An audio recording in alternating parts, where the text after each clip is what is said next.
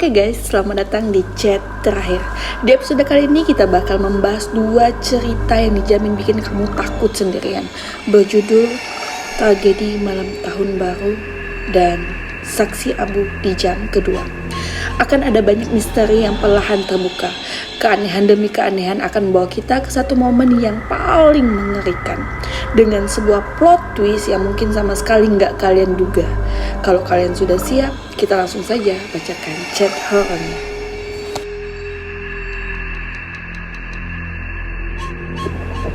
Oke, percakapan ini dilakukan dengan Randy dengan Dewa di jam 23.00, hampir tengah malam.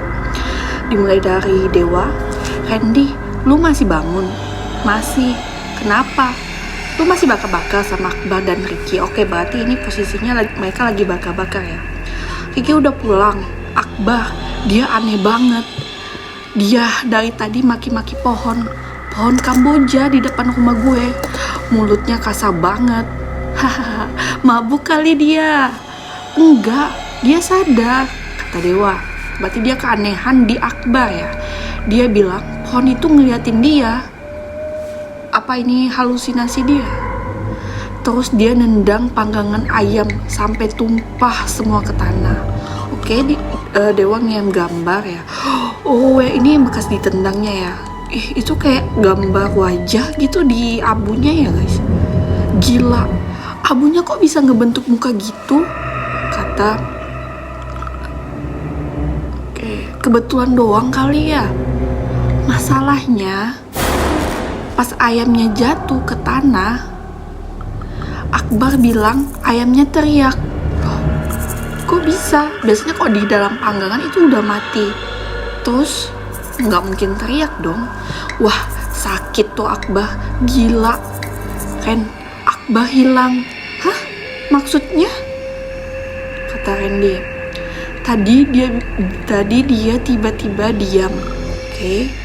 Terus dia bisikin sesuatu ke kuping gue. Suaranya bukan suara dia. Dia bilang apa? Kata Randy. Oke, apa yang dibilang sama Akbar? "Aku akan merobek mulut yang tidak bisa dijaga." Kan yang tadi yang maki-maki itu si Akbar ya guys. Berarti dia akan merobek mulutnya si Akbar gitu ya. Habis itu dia lari ke arah kebun belakang. Pas gue kejar, cuma ada sendalnya doang. "Telepon bokap lu, Dew," kata Randy. "Udah, tapi nggak diangkat. Sinyal di sini tiba-tiba drop. Cuma WA yang masuk." "Ren, ada yang ngetuk pintu. Tapi bukan ketukan tangan. Kayak suara benda tumpul. Jangan dibuka. Cek lewat jendela atas," kata Randy. Karena khawatir nggak berani juga karena dia sendirian ya. Oke, Dewa ngirim sebuah gambar ya dari lantai 2. Ada laki-laki dengan mulut tengah. Nggak, serem banget cuy. "Anjir, itu apaan?" kata Randy. "Itu apa itu guys? Serem banget sih." Aku nggak tahu siapa. Serem banget." Oke, kata Dewa.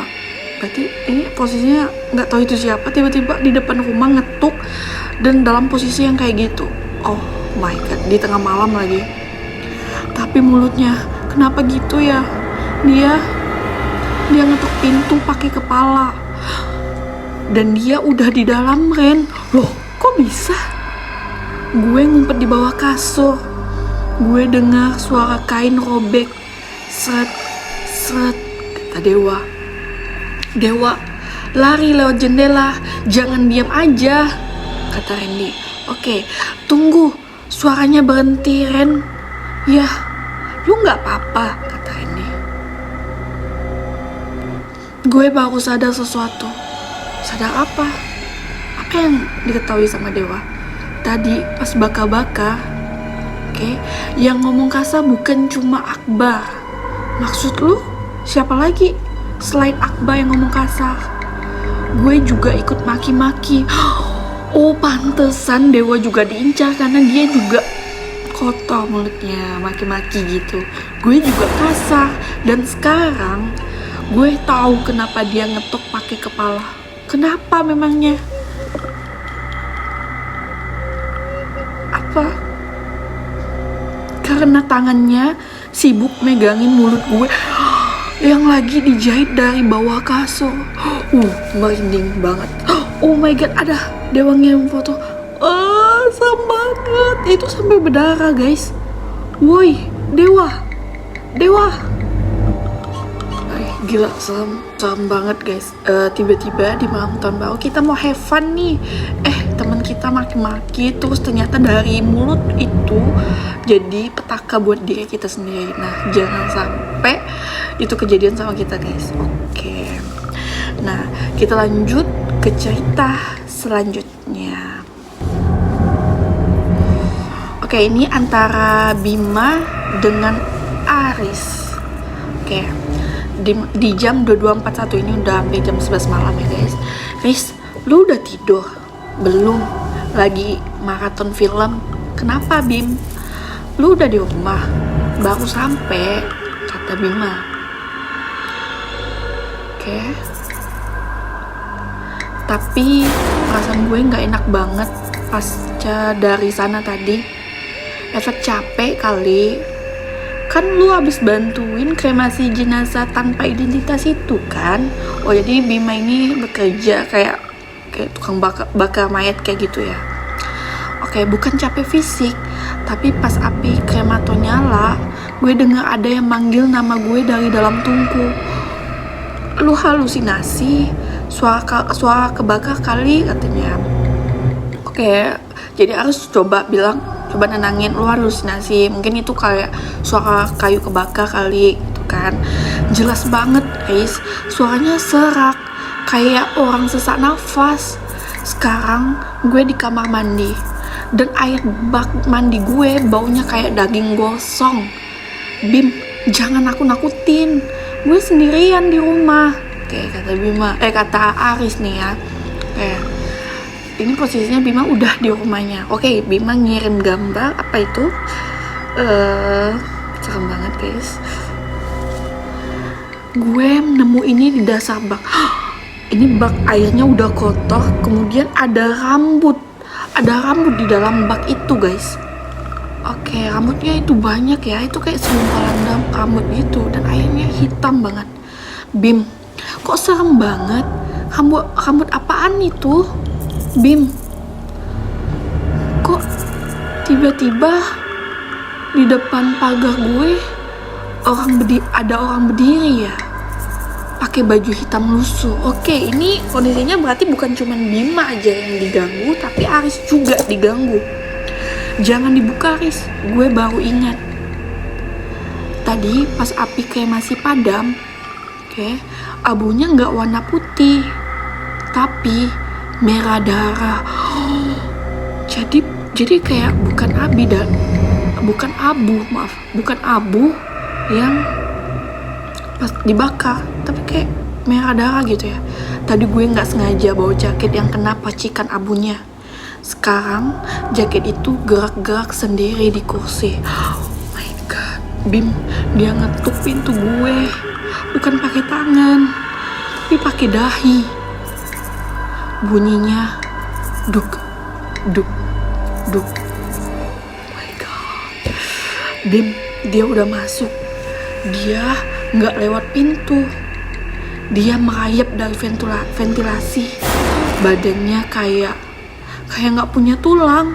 Oh my god, Riz, dengerin gue. Siapa nama bapak lu? Kata Bima. Cepet sebut.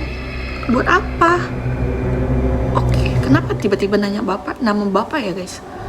Tadi di tungku,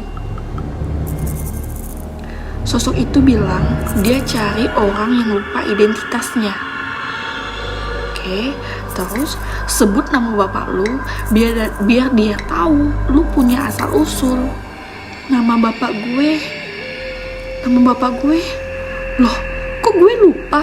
Kata Aris. Oke, berarti Aris ini udah lupa nama identitasnya. Nah, berarti sasarannya itu Aris.